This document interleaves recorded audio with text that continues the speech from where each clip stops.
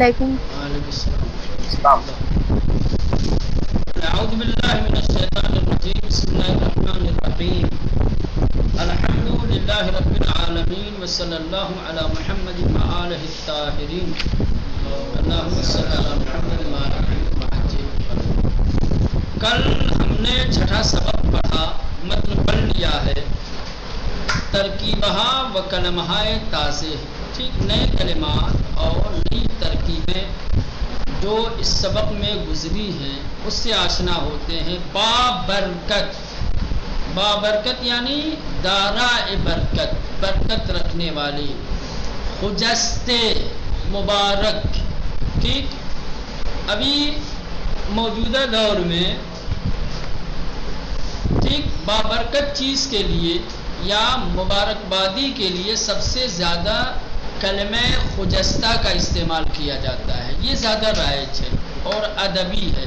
اینان وغیرہ میں جائیں کہ مبارکباد بھی دیتے ہیں امام معصومین علیہ السلام کی ولادتوں کی، تو مبارکباد میں زیادہ تر یہ یا خجستے لاتے ہیں یا مبارک. مثلا ابھی پہلی سی بات گزری قریب اہل بیت حضرت معصوم سلام اللہ علیہ کی ولادت باسعادت کی. کسی کو مبارکباد دینی ہو آپ لوگوں کو تو کیسے دیں گے؟ کہیں کہ تولد کریم اہل بیت حضرت معصوم برشما مبارکباد یا برشما خجستے باد، ہے نا، مبارکباد یا خجستے. خجستے بھی بولتے، خجستے یعنی بابرکت، مبارک. برتن داشتن، ایک ہوتا ہے برتن کردن یعنی پہننا، اس کے لیے آتا ہے پوشیدن، پوشیدن پہننا، یا برتن کردن بدن پر کرنا یعنی یہ بھی پہننا. ایک ہوتا ہے برتن داشتن بدن پر ہونا، برتن داشتن یعنی بدن پہ ہونا، پہنے ہوئے ہونا، بدن پہ ہونا یا پہنے ہوئے ہونا. برتن داشتن یعنی پہنے ہوئے ہونا. بے علاوہ یعنی بے اضافے، علاوہ برآن، ہمارے یہاں جس کے کہتے ہیں اس کے علاوہ، ہے نا، یہ چیز اور اس سے ہٹ کر ایک دوسری چیز، ہے نا، وہاں پہ بولا جاتا ہے. جب ایک چیز کے ذکر کے بعد ایک دوسرے ذکر کا اس میں اضافہ کرنا ہوتا ہے تو وہاں پر یہ کلمہ لایا جاتا ہے. مثلا من بے شمار درس فارسی میں دہم بے علاوے، بے علاوے، ہے نا، آموزش زبان ہم بھی دہم، فرض کرنا ایسے کہا جاتا ہے نا. یہ چیز اور ایک اور چیز وہاں پر ہے نا، تو وہاں پر یہ لایا جاتا ہے بے علاوہ، بے اضافے، علاوہ برآن. بینوا کسی کی سر و سامان ندارت، فقیر تو ہی دست درماندے بیچارے. بینوا اس شخص کو کہا جاتا ہے جو ساز و سامان نہیں رکھتا، جس کے پاس وسائل زندگی نہیں ہے،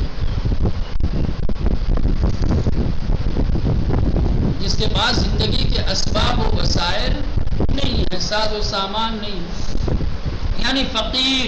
تو ہی دست یعنی تنگ دست، درماندے،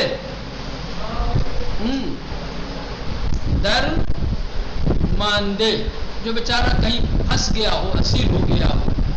بیچارے، یہ سب تقریباً مترادف ہے، ایک جیسا معنی رکھتے ہیں. پارے یعنی شگافتے، دریتے.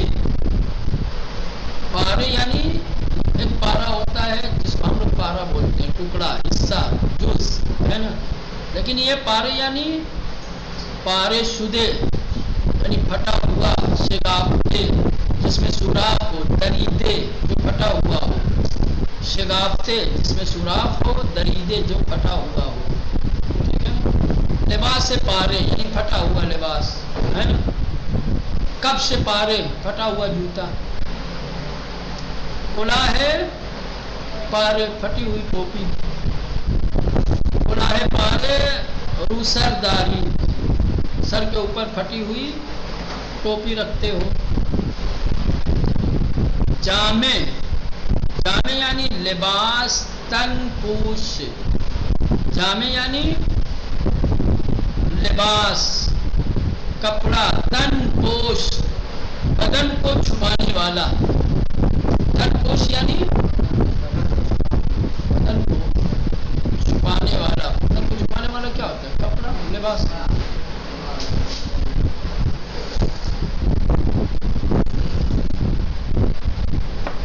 خاک آلود کسی یا چیزی کی برآن خاک و غبار نشسته باشد. خاک آلود اس شخص یا اس چیز کو کہا جاتا ہے کہ جس کے اوپر خاک اور غبار بیٹھا ہوا ہو. ٹھیک ہے، جس پر گرد و غبار بیٹھے ہوئے ہوں اس کو کہا جاتا ہے خاک آلود. ٹھیک، گرد و غبار سے اٹا ہوا. یہ دیکھو بکس کے اوپر ہے نا کہ خاک آلود، اس کے اوپر گرد و غبار بیٹھا ہوا ہے. خیشان، خیشان یعنی فامیل، نزدیکان یعنی فیملی والے، رشتہ دار، اقربا. ٹھیک، خیشان. رنگ پریدے، رنگ پریدے ایسا شخص کہ جس کے چہرے کا رنگ کسی وجہ سے اڑا ہوا. انسان کے چہرے کا رنگ کبھی کمزوری کی وجہ سے، کبھی بیماری کی وجہ سے، کبھی بدحالی کی وجہ سے، کبھی خوف کی وجہ سے اڑا ہوا ہوتا ہے. تو یہ ہے رنگ پریدے، اڑا ہوا رنگ. رنگ پریدے یعنی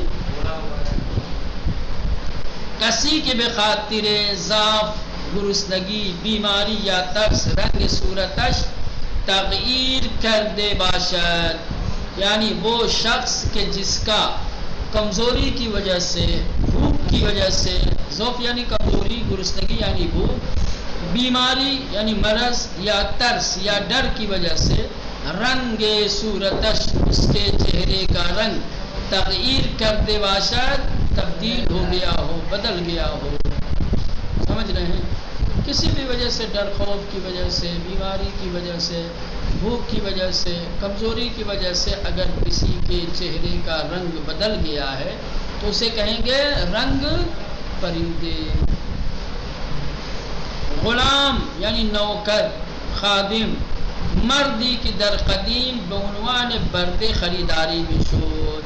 نوکر اس شخص کو کہا جاتا ہے جو قدیم زمانے میں غلام کے عنوان سے خریدا جاتا تھا.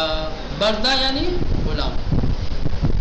ببرائے صاحب و ارباب اشکار بھی کرتا، اور جو اپنے آقا اور مالک کے لیے کام کرتا تھا. صاحب اور ارباب یعنی مالک. غلام گاہی بے خدمتکار ہم گفتے می شود. کبھی کبھی غلام یعنی خدمتکار کو بھی کہا جاتا ہے.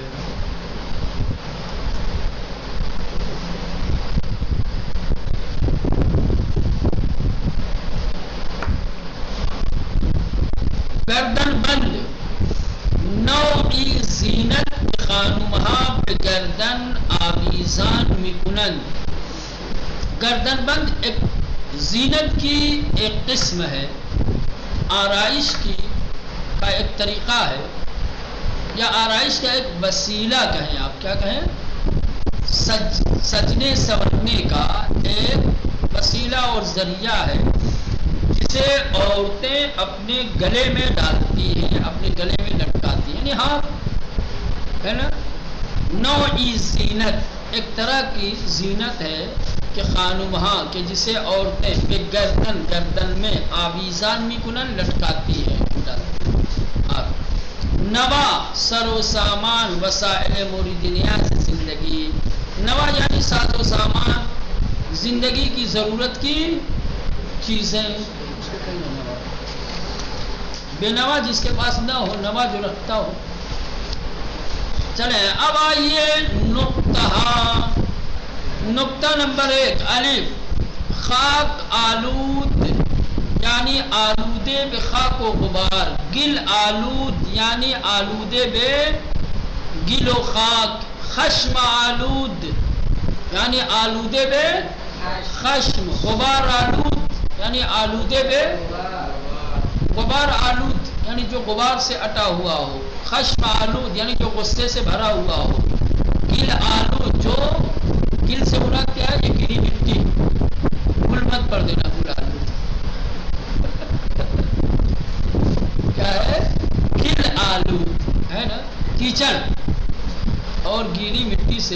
اٹا ہوا ہو، بھرا ہوا ہو. تو یہ یعنی کسی چیز سے آلودہ ہونا، آلود یعنی آلودہ ہونا، جو اس سے پہلے کلمہ ہوگا وہی معنی دے گا، یعنی اس سے اٹا ہوا، اس سے بھرا ہوا ہے نا. خاک آلود یعنی خاک سے اٹا ہوا، بھرا ہوا. گل آلود یعنی کیچڑ سے، غبار آلود، خشم آلود. اور بھی کوئی آلود ہے نا، گناہ آلود کہتے ہیں نا، آلودہ بے گناہ. اور کیا کہتے ہیں؟ آلودہ آلود. کیا کہہ رہے مولانا جی؟ آلود میں طہارت، طہارت آلود، طہارت آلود نہیں آتا ہے. گرد آلود، گرد آلود ہمارے بولا ہے، گرد آلود. چلے بات سنو. نقطۂ دوم با علاوہ برکت، یعنی با برکت، یعنی چیز ہی کی برکت دارت، یعنی ایسی چیز جو برکت رکھتی ہے. ٹھیک، یعنی یہ بتانا یہ چاہتے ہیں کہ کسی کلمے کے شروع میں کبھی کبھی با آتا ہے تو وہ دارائے کے معنی دیتا ہے، مالک صاحب کے معنی، رکھنے کا معنی دیتا ہے. جیسے برکت ہے، با برکت یعنی برکت والا، برکت والی چیز ہے نا، برکت سے بھری ہوئی. با نظم یعنی کسی کی نظم و ترتیب دارت، یعنی منظم. حالا شما بگویید، اب آپ کو بتانا ہے. با ایمان کسی کے ایمان دارت. با ادب یعنی کسی کے پر از ادب از، یا کسی کے ادب دارت، مؤدب. معنی فاعلی دیتا ہے. کیا ہے معنی؟ برکت رکھنے والا، نظم و ترتیب رکھنے والا، ایمان رکھنے والا، ادب رکھنے والا. با یعنی صاحب والا، یہ معنی دیتا ہے، فاعلی معنی ہے نا. اسی لیے اگر آپ اس کو چاہیں تو اس کی جگہ پر آپ خود کلمہ فاعل کو لا سکتے ہیں. مثلا با برکت یعنی مبارک، با نظم یعنی منظم ہے نا، با ایمان یعنی مومن ہے، مومن ایمان رکھنے والا. با ادب یعنی مؤدب ہے، آتا ہے برحم، اس کا برعکس آتا ہے بی رحم. چلے وہ آ گیا، ابھی تو با والا تھا، اب بی والا آ گیا لے ہے نا. با کا مطلب وہاں پہ تھا یعنی والا، صاحب، مالک ہے نا، معنی فاعلی دے رہا تھا، بتا رہا تھا کہ یہ چیز اس کے اندر ہے. با ایمان یعنی ایمان والا، با ادب یعنی ادب والا، با نظم یعنی نظم ترتیب والا. کبھی کبھی کچھ کلمات کے شروع میں بھی آ جاتا ہے. کیا ہے؟ اس کا مطلب ہوتا ہے کہ یہ چیز اس میں نہیں ہے. جیسے کہ بھی ادب، جو ادب سے خالی ہو. سمجھ لیں. غیر کا معنی کیا ہے؟ وہی معنی دیتا ہے جو غیر، انکاری معنی دیتا ہے. جیسے نوا ساز و سامان والا، بی نوا جس کے پاس ساز و سامان نہیں ہے. بی نوا یعنی کسی کی وسائل زندگی و سر و سامان نہ دارد، یعنی وہ شخص کی جس کے پاس زندگی کے اسباب و وسائل نہیں ہیں، یعنی فقیر بیچارہ. بی ادب یعنی کسی کی ادب نہ دارد، یعنی ایسا شخص کہ جس کے پاس ادب نہیں ہے. بی نیاز، بی نیاز، اب اس کا معنی کروں. جسے ضرورت نہیں ہے، کسی کے احتیاج و ضرورت نہ دارد، کسی کے احتیاج و ضرورت نہ دارد. بی نظم کسی کی نظم و ترتیب نہ دارد. ٹھیک. اب پاسخ دهید وضعیت پیرمردی که وارد مسجد شد چگونه بود؟ جو شخص مسجد میں داخل ہوا اس کی حالت کیا تھی؟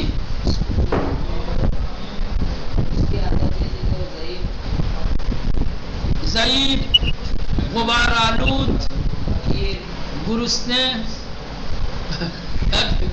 رنگ پریدے، لباس کہنے و فرسودے برتن داشت.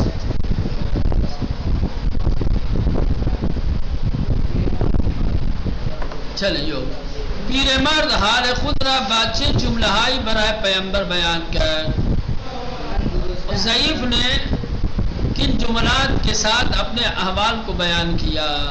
3 باسے جملے کوتاہ احوال اشرا بیان کر وقت گرسنیم غذایم بده بے لباسم یا برہنیم لباسم بده و بیچارے ہستم یا غریبم. کیا تھا لاسٹ والا؟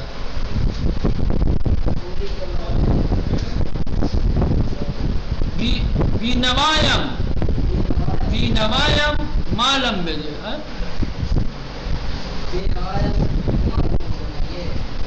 کمکم کنید یا کمکم کن، یہ 3 تھا. گرسنیم غذایم بده، برہنیم لباسم بده، بی نوایم کمکم کن، یہ 3 تھا. حضرت فاطمه چگونه پیرمرد فقیر را یاری کرد؟ حضرت فاطمه در خانه چیزی نداشت، گردن بندی که یکی از خویشانش به او داده بود.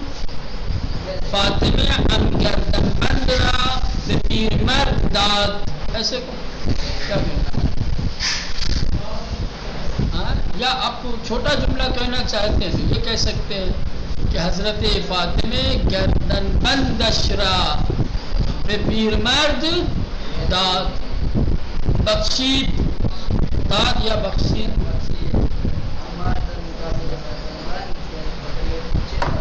عمار در مقابل گردنبند به فقیر چی داد؟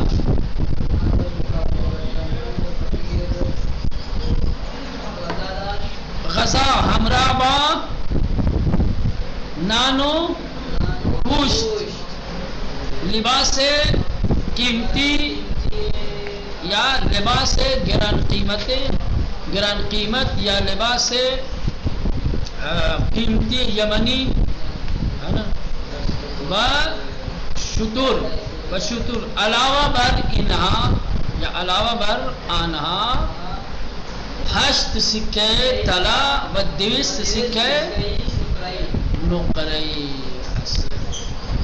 چرا به گردن بند حضرت فاطمه گردن بند با برکت گفته شد؟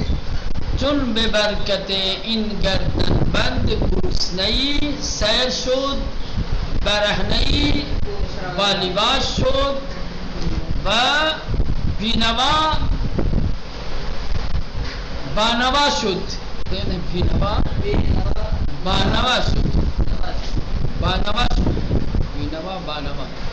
بانوا شد، غلامی و بردئی آزاد شد و بالاخره گردن بند به صاحبش برگشت. زبردست.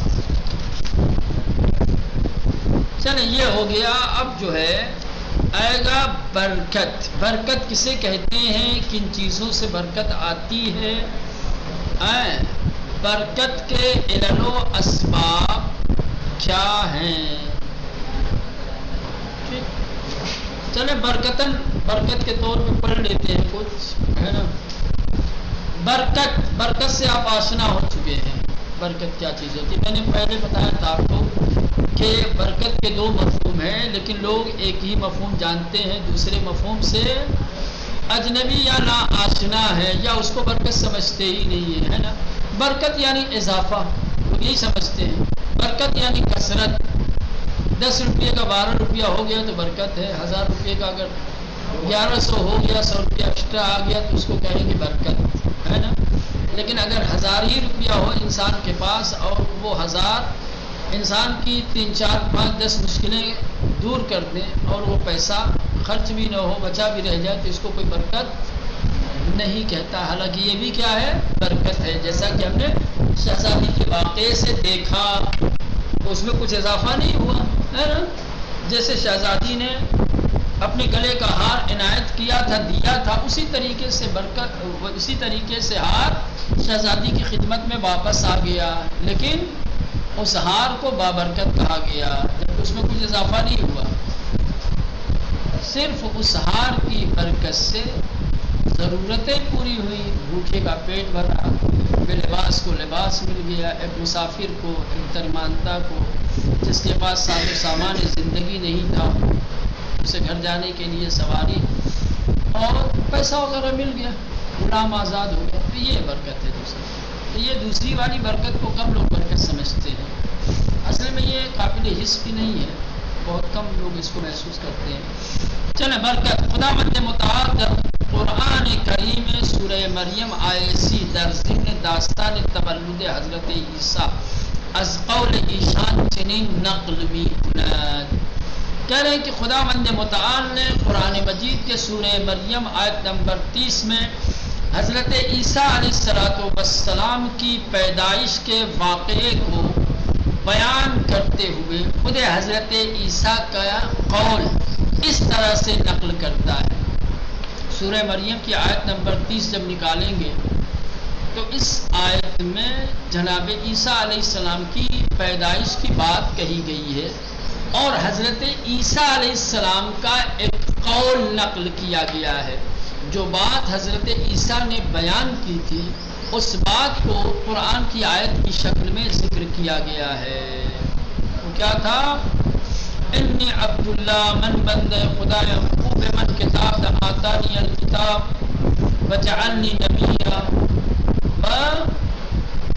ہر جا کی باشم بینما کنتو مبارکن. ٹھیک، میں جہاں بھی رہوں گا میرے وجود سے برکتیں ظاہر ہوتی رہیں گی. اللہ نے میرے وجود میں برکت رکھی ہے. زندہ ہوں تب بھی من بندے خدا مندم، میں خدا مند متعال کا بندہ ہوں. وہ بے من کتاب دادے، اس نے مجھے کتاب دی ہے. وہ مرا پیمبر قرار دادے اور مجھے نبی بنایا ہے. ہر جا کی باشم، میں جہاں کہیں بھی رہوں. وجودم را با برکت ساختے اس، اللہ نے میرے وجود کو بابرکت بنایا ہے. یعنی میں جہاں رہوں گا وہاں برکتیں ہوتی رہیں گی، میرے وجود سے برکتیں ظاہر ہوتی رہیں گی، لوگوں کو فائدہ ہی پہنچتا رہے گا. بتا زندے ام، اور جب تک میں باحیات اور زندہ ہوں. مرا بے نماز و زکوٰۃ سفارش کر دیا، مجھے نماز اور زکوٰۃ کی سفارش کی ہے. امام صادق علیہ السلام در تفسیر ان بخش آئے ہر جا کی باشم مرا بابرکت قرار دادے میں فرمایا، یعنی خداوند مرا بسیار سودمند قرار دادے.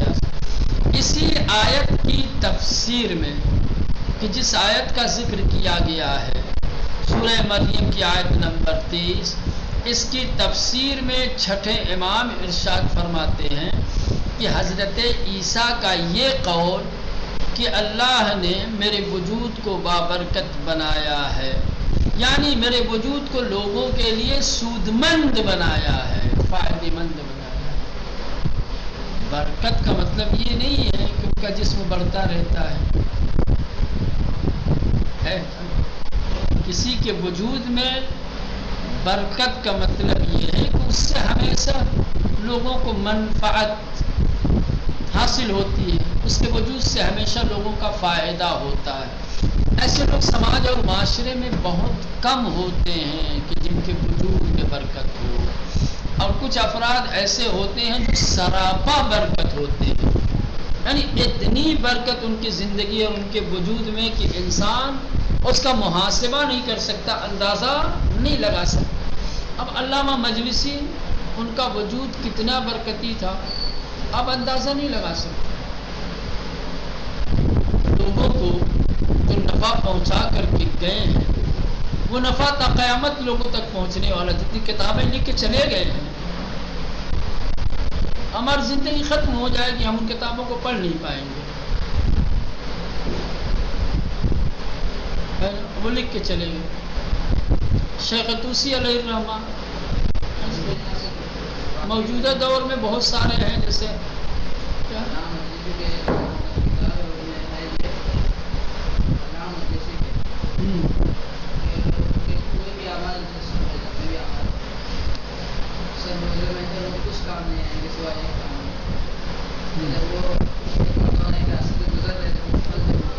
ہاں اس سے والا واقعہ ہے نا، بچہ دیکھ کر کے، دیکھیں یہ ان کا اخلاص ہے، سمجھ رہے ہیں؟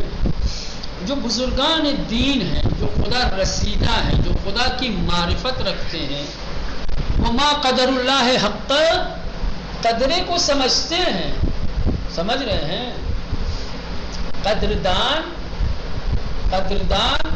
قدر کو بے قدری سمجھتے ہیں، بے قدرے لوگ بے قدری کو قدر سمجھتے ہیں۔ آسان لفظوں میں کہوں، جو لوگ واقعاً خدا کی شناخت اور معرفت رکھتے ہیں اور پوری ذمہ داری کے ساتھ اپنے فرائض واجبات کو ادا کرتے ہیں، وہ بارگاہ خداوندی میں ہمیشہ اپنے آپ کو مقصر سمجھتے ہیں۔ وہ کبھی اپنے عمل کو خدا کے مقابل میں باارزش اور قدر و قیمت والا نہیں سمجھتے، وہ سب کچھ کر کے بھی مقصر، خدا میں نے کیا کیا، میں نے کیا کیا، میرا کوئی ایسا عمل نہیں ہے جو مجھے نجات دلا سکے، میری کوئی ایسی خدمت نہیں ہے کہ جس خدمت کی بنیاد پر مجھے اپنی بخشش اور نجات کی امید ہو۔ یہ ان کا اخلاص ہے۔ یہ انبیاء علیہ السلام ایسا کرتے تھے، ہے نا؟ انبیاء علیہ السلام، ائمہ معصومین علیہ السلام خدا کی بارگاہ میں آ کر کے استغفار کیوں کرتے تھے؟ گناہ سرزد ہوتا تھا ان سے، معصیت کرتے تھے، وہ خدا کی نافرمانی کرتے تھے، وہ خدا کی نافرمانی معصیت گناہ نہیں کرتے تھے، معصوم تھے، لیکن ذات پروردگار کے مقابلے میں اپنے آپ کو خطاکار گنہگار محسوس کرتے تھے، اس لیے استغفار کرتے تھے۔ بھائیلا آپ سوچ سکتے ہیں، تصور کر سکتے ہیں کہ اللہ نے جنہیں لوگوں کی ہدایتوں کے لیے عہدۂ نبوت یا امامت دے کر کے بھیجا ہو، انہوں نے کبھی خدا کی نافرمانی کی ہو یا اپنے وظائف کی ادائیگی میں کوئی سستی کاہلی کی ہو؟ نہیں سوچ سکتے۔ تو پھر جو ان سے توبہ اور استغفار کے کلمات ملتے ہیں، خدا کی بارگاہوں میں حاضری دے کر کے تڑپ تڑپ کے رونا جو ملتا ہے، یہ کیا ہے؟ یہ معرفت ہے۔ ابھی تک تفسیر پڑھ رہے تھے، اس پہ بڑی اچھی بات تھی، جلدی سے بتا دوں۔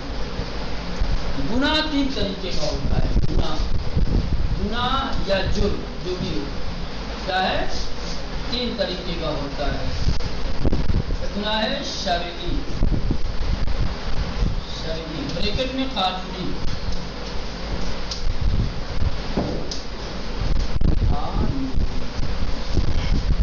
گناہ ہے شرعی ہوتا ہے، گناہ ہے اجتماعی ہوتا ہے، پھر ہوتا ہے معرفتی۔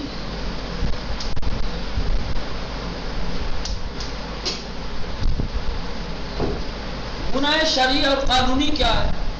اسلام کے کسی قانون کو آپ نے جو ہے پامال کر دیا، شریعت کی کسی قانون پر عمل نہیں کیا، شریعت کی نگاہ میں اب مجرم ہے، آپ گنہگار ہے کہ نہیں ہے؟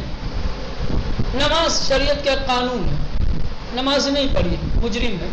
چوری آپ نے کر لی، چوری شرعی اعتبار سے، اسلام کے قانون کے اعتبار سے کیا ہے؟ جرم ہے، مجرم ہو گیا۔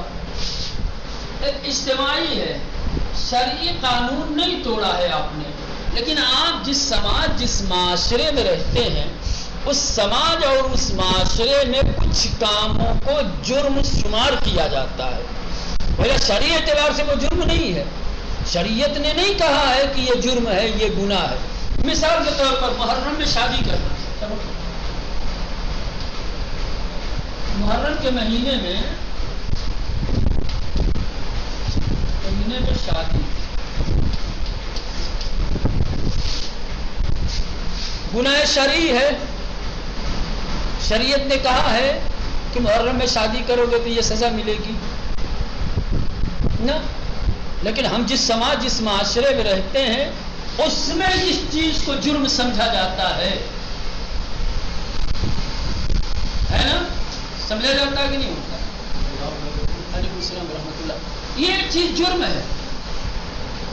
اس کو کہتے ہیں گناہ ہے اجتماعی، جرم ہے اجتماعی. آپ سماج کی نظر میں مجرم ہیں، شریعت کی نظر میں مجرم نہیں ہے. اور اتفاق سے آج کے دور میں گناہ ہو جرم اجتماعی کو شرعی اور قانونی جرم و گناہ کے مقابلے میں معتبر سمجھا جاتا ہے اور زیادہ اہمیت دی جاتی ہے. اب شریعت کے قانون کو توڑیے، کوئی آپ کو مجرم نہیں سمجھے گا. اب سماج کے کسی قانون کو توڑ کر دیکھ لو، روزانہ نہ جانے کتنے سماج اور معاشرے کے افراد شریعت کے قانون کو اپنے پیروں تلے رودتے ہیں، توڑتے ہیں. سود کھانے والے سود کھا رہے ہیں، غیبت کرنے والے غیبت کر رہے ہیں، نماز نہ پڑھنے والے نماز نہیں پڑھ رہے، خمس نہ دینے والے خمس. کوئی مجرم نہیں سمجھتا. آپ محرم میں اپنے گھر شادی رکھ کے دیکھ لو، یہ سارے مجرم آپ کو سب سے بڑا مجرم سمجھ لیں گے. یہ شریعت سے بڑا جرم ہو گیا ہے یہ اجتماع کا جرم. ایک معرفتی کیا ہے؟ یعنی خدا کے مخلص اور نیک بندے ذات پروردگار کے مقابلے میں اپنے آپ کو ہمیشہ گنہگار سمجھتے ہیں.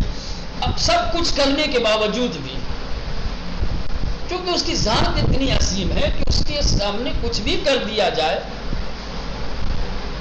پھر بھی قصور تو ہے ہمارے عمل میں، کمی تو ہے ہمارے عمل میں. مجرم تو ہم ہیں، جیسے ما قدر اللہ حق قدرے.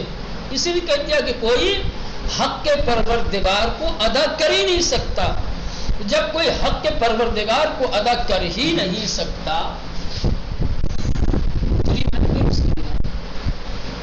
ہے نا، اس کی نگاہ میں بندہ خود جو یہ سمجھتا ہو، یہ معرفت رکھتا ہو، اس کے لیے یہ خاصان خدا کے لیے مخصوص ہے.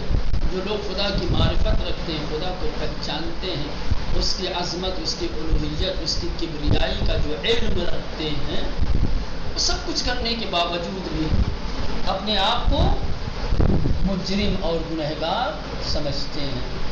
یہ ہے معرفتی. چلو بہت صورت کی بات کدھر سے کدھر نکل جاتی ہے، باقی بعد میں پڑھا جائے گا انشاءاللہ.